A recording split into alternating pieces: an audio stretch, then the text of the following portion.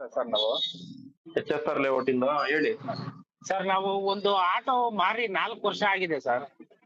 Auto ಮಾರಿ 4 ವರ್ಷ ಆಗಿದೆ. ಆಯ್ತು. 4 ವರ್ಷ ಆಗಿದೆ. ಅವರು ಹ್ಮ್. ನಮ್ಮ ಫ್ರೆಂಡೇ ತಗೊಂಡಿದ್ರು. ಅವ್ರು ಆಯ್ತು. ಮಾಡ್ಕೊಂತೀನಿ ಅಂತ ಹೇಳ್ಬಿಟ್ಟು ಅವ್ರೇನ್ ಮಾಡ್ಬಿಟ್ಟಿದಾರೆ, ಅಭಯ ಇದ್ರಲ್ಲಿ ಫೈನಾನ್ಸ್ ಹಾಕೊಂಡ್ಬಿಟ್ಟಿದ್ದಾರೆ ಆ ಗಾಡಿ ಮೇಲೆ. ಹೌದು ಸರ್. RC ಓನರ್ ನೀವೇ ಇದ್ದೀರಾ? ಹೌದು ಸರ್. RC ಓನರ್ ನೀವ್ ಇದ್ಮೇಲೆ ಹಾ ಸರ್. ನಿಮ್ಮನ್ನೊಂದು ಮಾತು ಕೇಳ್ದಂಗೆ ಅಭಯ್ ಫೈನಾನ್ಸ್ ಅವ್ನು ಹೆಂಗ್ ಹಾಕೊಟ್ಟ ಅವ್ರಿಗೆ ಲೋನ್? ಅದೇ ಸರ್, ಅವನು ಸ್ವಲ್ಪ ಅವ್ರ ಹತ್ರ ಏನೋ ಸೇವಿಂಗ್ ಸ್ವಲ್ಪ ಮಾಡ್ತಾ ಇದ್ದ, ಹಂಗಾಗಿ ಏನೋ ಹಾಕೊಟ್ಟಿರ್ಬೇಕು. ನನ್ನ ಹತ್ರ ಮಾಡ್ಕೊಂತೀನಿ ಅಂತ ನಂದು ಸ್ವಲ್ಪ ಫ್ಯಾಮಿಲಿ ಪ್ರಾಬ್ಲಮ್ ಆಯ್ತು. ನಾನು ಆಫೀಸಲ್ಲಿ ಇದ್ದೋಗ್ಬಿಟ್ಟಿದೆ ಸರ್. ಹ್ಮ್. ಅವನೇನ್ ಮಾಡ್ಬಿಟ್ಟಿದ್ದಾನೆ, ಮತ್ತೆ ಇನ್ನೊಬ್ಬನ್ ಮಾರಿದ್ದಾನೆ ಅವ್ನ ಫ್ರೆಂಡ್ಗೆನೆ. ಅವನು ಇಲ್ಲೇ ಇರೋನೆ. ಆಯ್ತು. ಅವ್ನಿಗೆ ಹಾಕೊಟ್ಬಿಟ್ಟಿದ್ದಾನೆ. ಅವನು ಒಂದು ಸರ್ ಇವಾಗ ಟೋಟಲ್ 4 ವರ್ಷ ಆಗಿದೆ ನಾನು ಗಾಡಿ ಮಾರಿ.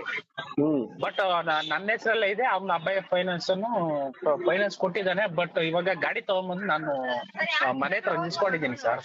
ಒಳ್ಳೆ ಕೆಲಸ ಮಾಡಿದ್ದೀರಾ. ಹಾ, ಅದಕ್ಕೆ ಸರ್ ಅದು ಇವಾಗ ನಾನು ನಿಲ್ಸ್ಕೊಂಡ್ರೆ ಏನಾದ್ರು ನನಗೇನು ಪ್ರಾಬ್ಲಮ್ ಏನಾದ್ರು ಆಗುತ್ತೆ ಸರ್? ನೋಡಿ, RC ಓನರ್ ನೀವಾಗಿರೋದ್ರಿಂದ ಹಾ ಸರ್. ಆ ಗಾಡಿನ ನಿಲ್ಲಿಸ್ಕೊಳ್ಳೋ ಅಂತ ರೈಟ್ಸ್ ನಿಮಗ್ ಕರೆಕ್ಟ್ ಆಗೇ ಇದೆ. ಹಾ ಸರ್. ನೀವು ಏನ್ ಮಾಡಿ, ಒಂದು ಪೊಲೀಸ್ ಸ್ಟೇಷನ್ಗೆ ಒಂದು ವೈಟ್ ಪೇಪರ್ ಮೇಲೆ ಒಂದು ಲೆಟರ್ ಬರ್ಕೊಳ್ಳಿ. ಹಾ ಸರ್. ನೋಡಿ ಸರ್, ನಾನು ಇಂಥ ವೆಹಿಕಲ್ ಓನರ್, ಹಾ ಸರ್. ಆ ಓನರ್ ಅನ್ನೋದಕ್ಕೆ RC ಕಾರ್ಡ್ ಅನ್ನ ಲಗತ್ತಿಸಿದೀನಿ ಅನ್ಬಿಟ್ಟು ಒಂದು RC ಕಾರ್ಡ್ ಜೆರಾಕ್ಸ್ ಅದಕ್ಕೆ ಹಾಕಿ. ಹಾ ಸರ್. ನೋಡಿ, ಈ ಗಾಡಿನ ನಾನು ಮಾರಾಟ ಮಾಡಿ 4 ವರ್ಷ ಆಗಿದೆ. ಹಾ ಸರ್. 4 ವರ್ಷ ಆದ್ರೂ ಕೂಡ ನನ್ನ ಆಟೋನ ಕೈ ಬದಲಾವಣೆ ಮಾಡ್ಕೊಂಡು ಗಾಡಿ ಹಾ, ಸರ್. ಸೇಲ್ ಆಗ್ತಿದ್ಯೇ ಹೊರತು ಹಾ ಸರ್. ಈ ಗಾಡಿ ಮೇಲೆ ಒಂದು ಅಭಯ್ ಫೈನಾನ್ಸ್ ಅನ್ನೋ ಫೈನಾನ್ಸ್ ಸಂಸ್ಥೆಯವನು ಕೂಡ ಲೋನ್ ಕೊಟ್ಟಿದ್ದಾನೆ. ಹಾ ಸರ್. ಗಾಡಿ RC ಕಾರ್ಡ್ ಟ್ರಾನ್ಸ್ಫರ್ ಆಗದೇನೆ, ಹಾ ಸರ್. ನನ್ನ ಅನುಮತಿ ಇಲ್ದೇನೆ ಹಾ ಸರ್. ಇನ್ನೊಬ್ರ ಹೆಸರಿಗೆ ಲೋನ್ ಕೊಡೋ ತಂದು ಖಂಡಿತ ಬರೋದಿಲ್ಲ.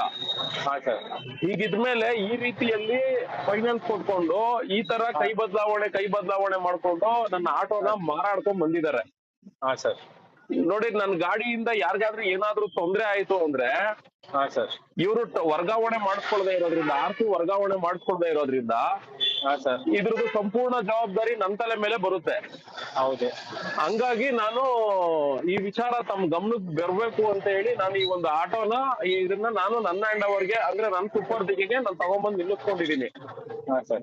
ಇದ್ರ ಸಂಬಂಧ ನಿಮ್ಗೆ ಯಾರೇ ಬಂದು ದೂರನ್ನ ಕೊಟ್ರೆ ಹಾ ಸರ್. ದಯವಿಟ್ಟು ನೀವು ನನ್ಗೆ ಗಮನಕ್ಕೆ ತರೋ ಅಂತ ಕೆಲಸ ಮಾಡಿ ಅಂತ ಹೇಳಿ ಒಂದು ವೈಟ್ ಪೇಪರ್ ಮೇಲೆ ಬರೆದು ಒಂದು ರಿಜಿಸ್ಟರ್ ಪೋಸ್ಟ್ ಮಾಡ್ಬಿಡಿ. ಬೆಸ್ಟ್ ಹಾ ಸರ್. ಓಕೆ. ರಿಜಿಸ್ಟರ್ ಪೋಸ್ಟ್ ಮಾಡಿದ್ರೆ ಅವ್ರಿಗೆ ರೀಚ್ ಆಗುತ್ತೆ ಪೋಸ್ಟ್ ಅಲ್ಲಿ ನಿಮ್ ಲೋಕಲ್ ಸ್ಟೇಷನ್ಗೆ. ಹಾ ಆ ಸರ್. ರಿಜಿಸ್ಟರ್ ಪೋಸ್ಟ್ ಒಂದು ಅಕ್ಲಾಮೆಂಟ್ ಕಾಪಿ ನಿಮ್ಮ ಹತ್ರ ಇಟ್ಕೊಳ್ಳಿ. ಆಯ್ತು. ಒಂದು ವಾರ ಬಿಟ್ಕೊಂಡು ಪೊಲೀಸ್ ಸ್ಟೇಷನ್ ಹೋಗಿ, ಹಾ ಸರ್. ಸರ್ ನಾನ್ ನಿಮ್ಗೆ ರಿಜಿಸ್ಟರ್ ಪೋಸ್ಟ್ ಮಾಡಿದ್ದೆ, ಅದು ಬಂದಿದ್ಯಾ ಸರ್ ಅಂತ. ಹಾ. ಹಾ. ಬಂದಿದ್ರೆ ನೋಡಿ ಸರ್, ಅದ ಈ ತರ ಕೊಟ್ಟಿದೀನಿ, ಒಂದು ಅಕ್ಲಾಮೆಂಟ್ ಕಾಪಿ ಕೊಡಿ ಅಂತ ಅವ್ರನ್ನ ಕೇಳಿ. ಆಯ್ತು ಸರ್. ಒಂದು ಅಕ್ಲಾಮೆಂಟ್ ಕಾಪಿನ ಯಾವ್ದಕ್ಕೂ ಇಟ್ಕೊಳ್ಳಿ. ಆಯ್ತು ಸರ್. ಯಾಕೆ ಗೊತ್ತಾ ನಾನು ಈ ಮಾತು ಹೇಳ್ತಾ ಇರೋದು? ಆ ಗಾಡಿ ಮೇಲೆ ಲೋನ್ ಇರೋದ್ರಿಂದ ಹಾ ಸರ್.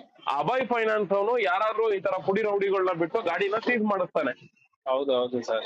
ಆ ಸೀಸ್ ಮಾಡಿಸ್ದಾಗ ಏನಾಗ್ತದೆ, ನೀವು RC ಓನರ್ ಆಗಿರ್ತೀರಾ, ಅಲ್ಲಿ ಸೀಸ್ ಮಾಡಕ್ ಬಂದಿರೋರು ಅಭಯ್ ಫೈನಾನ್ಸ್ ಅಲ್ಲಿ ಲೋನ್ ಇದೆಯಪ್ಪ ಅದಕ್ಕೆ ಸೀಸ್ ಮಾಡಕ್ ಬಂದಿದೀವಿ ಅಂತ ಹೇಳ್ತಾನೆ.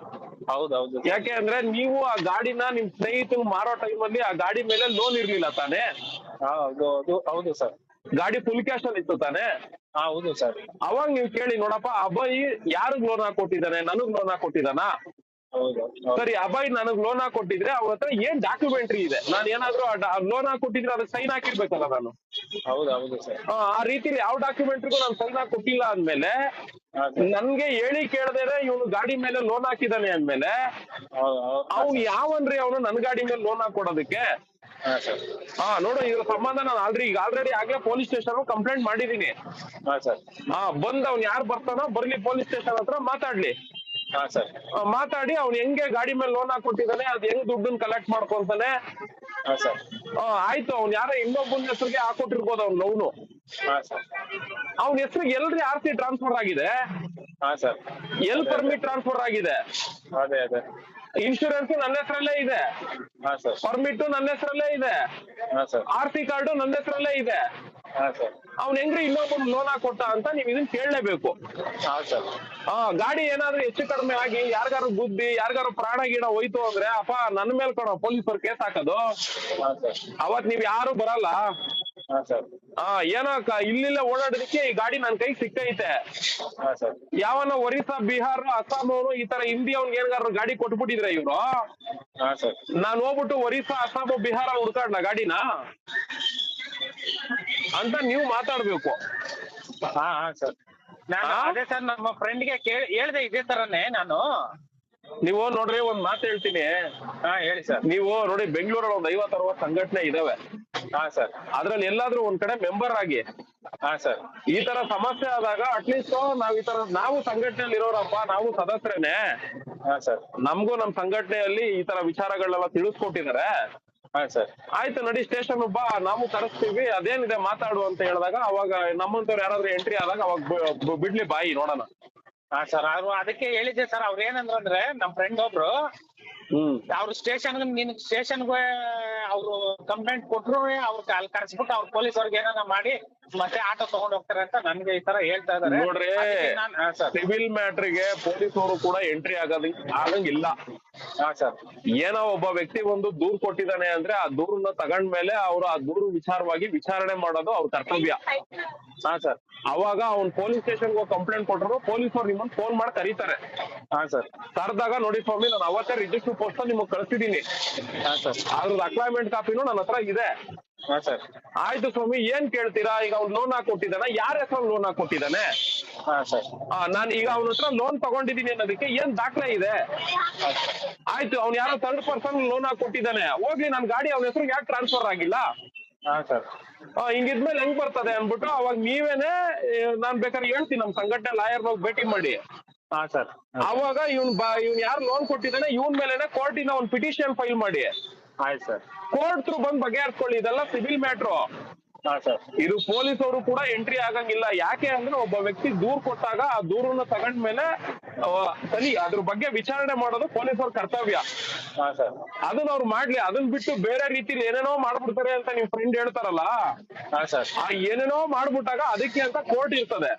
ಹಾ ಸರ್. ನೀವ್ ಅವಾಗ ಒಂದ್ ಪಿಟಿಷನ್ ಫೈಲ್ ಮಾಡಿದ್ರೆ ಅವಾಗ ಬರ್ಲಿ ಕೋರ್ಟ್ ಬಂದು ಅದಕ್ಕೇನು ಉತ್ತರ ಕೊಡ್ತಾನೋ ಕೊಡ್ಲಿ. ಆಯ್ತು ಸರ್. ನೋಡ್ರಿ, ಕಾನೂನ್ ಮುಂದೆ ಹಾ ಸರ್. ಯಾರು ದೊಡ್ಡವರಲ್ಲ. ಆಯ್ತು ಸರ್. ಕಾನೂನು ವಿಚಾರವಾಗಿ ಮುಂದುವರಿಬೇಕಷ್ಟೇ. ಕಾನೂನು ವಿಚಾರದಲ್ಲಿ ನೀವು ಮುಂದುವರೆದ್ರೆ ಹಾ ಸರ್. ಮಧ್ಯದಲ್ಲಿ ಕಡ್ಡಿ ಅಳ್ಳಾಡ್ಸಿರೋರು, ಕೈ ಅಳ್ಳಾಡ್ಸಿರೋರು ಎಲ್ಲ ಆಮೇಲೆ ಬಂದು ನಿಂತ್ಕೊಬೇಕಾಯ್ತದೆ. ಹಾ ಸರ್. ಕಾನೂನು ರೀತಿಲಿ ಮುಂದುವರಿರಿ ಅಷ್ಟೇ. ಸರಿ ಸರ್. ಆಯ್ತು. ಒಟ್ನಲ್ಲಿ ಗಾಡಿ ಮಾತ್ರ ಯಾವ್ದೇ ಕಾರಣಕ್ಕೂ ಕೊಡೋಕ್ ಹೋಗ್ಬೇಡಿ. ಯಾಕಂದ್ರೆ RC ಓನರ್ ನೀವು. ಹಾ ಸರ್. ಅಲ್ಲಿ ನಿಲ್ಲಿಸ್ಲೇಬೇಡಿ ಗಾಡಿನ. ತಗೊಂಡಾಗ ಎಲ್ಲರೂ ನಿಮ್ಗೆ ಗೊತ್ತಿರೋ ಕಡೆ ಬಿಟ್ಬಿಡಿ. ಸರ್ ನಾನು ಏನ್ ಮಾಡಿದೀನಿ, ಮನೆ ಹತ್ರ ನಿಲ್ಸ್ಬಿಟ್ಟು 3 ವೀಲ್ ಕಳ್ಸಿಬಿಟ್ಟಿದೀನಿ ಸರ್ ನಾನು. ಒಳ್ಳೇದೇ ಆಯ್ತು ಬಿಡ್ರಿ. ನನ್ ಮಗ್ಳು ಬೇರೆ ಡೆತ್ ಆದ್ಲು, ನಾನು ಒಬ್ನೇ ಸರ್, ನಮ್ಮ ಮಿಸಸ್ ನಾನು ಇರೋದು. ಹೌದಾ? ಸರ್. ಏನೋ ವಿಧಿ ಲಿಖಿತ ಅದೆಲ್ಲ ನಾವೇನು ಹೇಳಕ್ ಆಗಲ್ಲ. ಆಯ್ತು, ಒಳ್ಳೇದಾಗಿ ಹಂಗ್ ಮಾಡ್ಕೊಳ್ಳಿ. ಆಯ್ತು ಸರ್. ಆಯ್ತು ಸರ್. ಆಯ್ತು, ಹೇಳಕ್ಕೆಲ್ಲ ಯಾಕೆ ಹೋಗ್ತೀರ ಬಿಡ್ರಿ.